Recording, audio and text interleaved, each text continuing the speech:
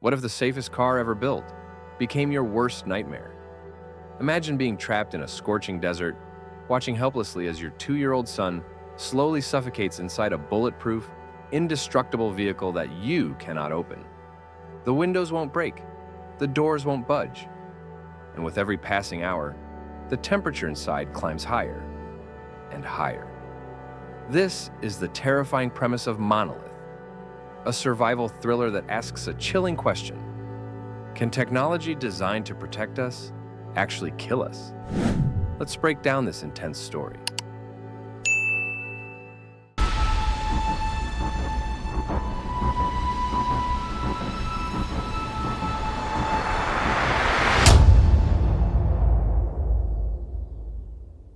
The film opens with an advertisement for the Monolith, a futuristic SUV marketed as the safest vehicle on Earth.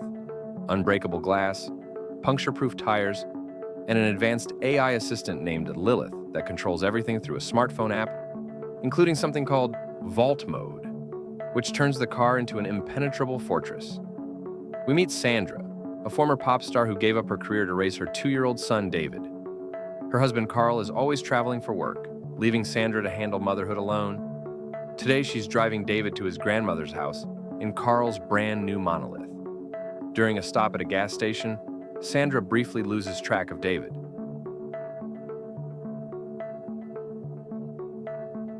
She finds him with some teenage girls who call her a bad mother, words that clearly sting.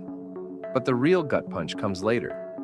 Sandra calls her old friend Jessa to catch up, and Jessa casually mentions she's at a hotel near the Central Airport, the same place Carl said he was. Her husband is having an affair with her own friend.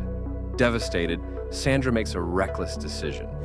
Instead of dropping David at his grandmother's, she drives past and heads toward Los Angeles, over 320 miles away, to confront Carl. Lilith warns of traffic ahead and suggests a shortcut through the desert. It's completely isolated, no towns, no other drivers. Sandra, consumed by anger, takes it anyway. As night falls, fog rolls in. Then, out of nowhere, a deer leaps onto the road. Sandra crashes into it, and the injured animal gets trapped beneath the car. David starts crying, so Sandra hands him her phone to calm him down. Then she steps outside to check on the deer. And this is where everything goes wrong.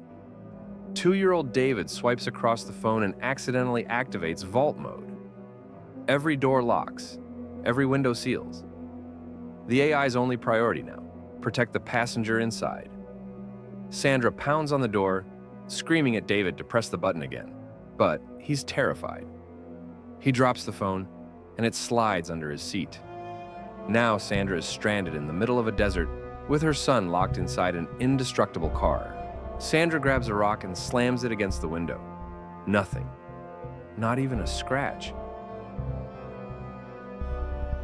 She remembers an electrical substation nearby and runs there hoping to find help. It's abandoned, but she grabs a flashlight and a heavy wrench before heading back.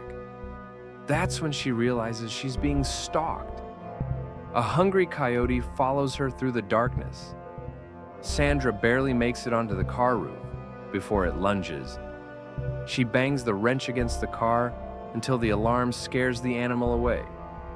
Inside, David is struggling to breathe.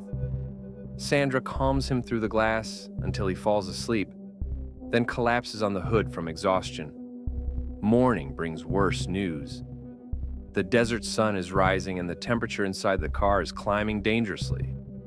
David is weak, dehydrated, and turning red.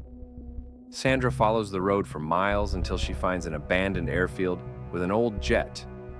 Inside, she discovers gasoline and spare tires. She sets them ablaze as a smoke signal, fills a container with river water, and makes the grueling journey back. When Sandra returns, David is motionless. His skin is bright red. The cooling fans have stopped. When she tried creating smoke earlier, the car's sensors shut down ventilation to protect him from inhalation. The system designed to save him is killing him. Sandra pours water over the roof. She strikes the windows until her arms give out. Nothing works. Exhausted, she collapses and has a nightmare. visiting this spot a year later, mourning her dead son. She wakes to growling. The coyote is back. Sandra tries climbing the roof, but it's scorching hot. She rolls beneath the car to hide. The coyote bites her leg, but then she realizes it wants the deer carcass, not her. As the coyote drags the deer free, the car begins rolling backward toward a cliff. The deer was the only thing holding it in place. Sandra wedges a rock under the tire just in time. Standing at the cliff's edge, gasping, a memory hits her. A cartoon at the gas station showed someone throwing a safe off a cliff to break it open. Sandra has a crazy, desperate idea. The car's designed to deactivate vault mode during accidents, a safety feature for rescuers. If Sandra can't open the car, maybe gravity can. She breaks the rock holding the tire and pushes the monolith over the cliff with her son still inside. Lilith detects the fall instantly.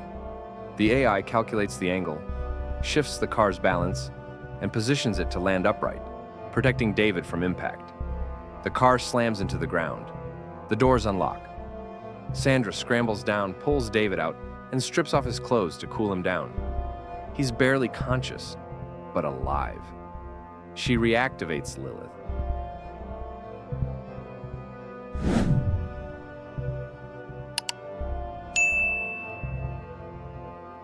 Switches to extreme off-road mode, and the monolith climbs the impossible cliff like it was built for this.